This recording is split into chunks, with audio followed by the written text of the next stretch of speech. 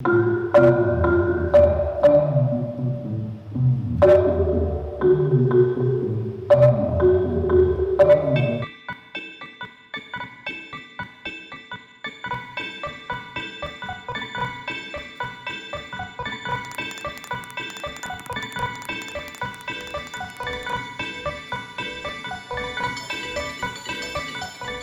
hemos presentado el estreno de Mítica, que es un programa doble conformado por dos piezas coreografiadas por dos coreógrafas israelíes, Noa Chuk y Adi Salant, que han sido dos grandes referentes en nuestras carreras artísticas y que con nuestra concepción de crear una compañía híbrida entre autor y repertorio hemos querido contar con ellas como para un primer proyecto de una comisión coreográfica.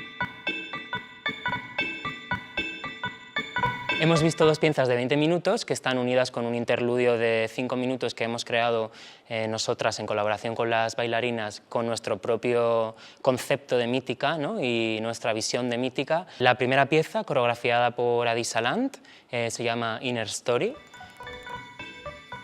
La pieza intermedia le hemos llamado Interludio. Y la tercera pieza, coreografiada por Noa Chuk, se llama Boxerman. Ellas Dance Project es nuestro proyecto de compañía y productora que fundamos en 2018 en Madrid junto a Seth Buckley, que es mi compañero artístico y de vida. Y hace un par de años decidimos mudarnos a Valencia con la compañía porque yo soy de ahí, yo soy valenciano, y también por una cuestión de cercanía, ¿no? y de apoyo institucional.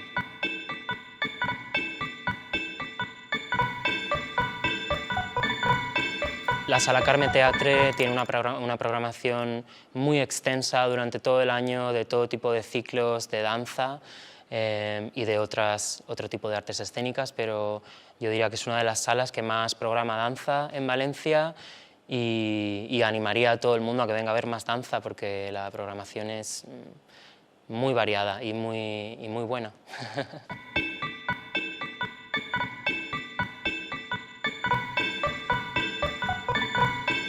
Estaremos con este programa del 29 al 2 de octubre en la Sala Carme Teatre de Valencia y esperamos que vengáis a disfrutarlo.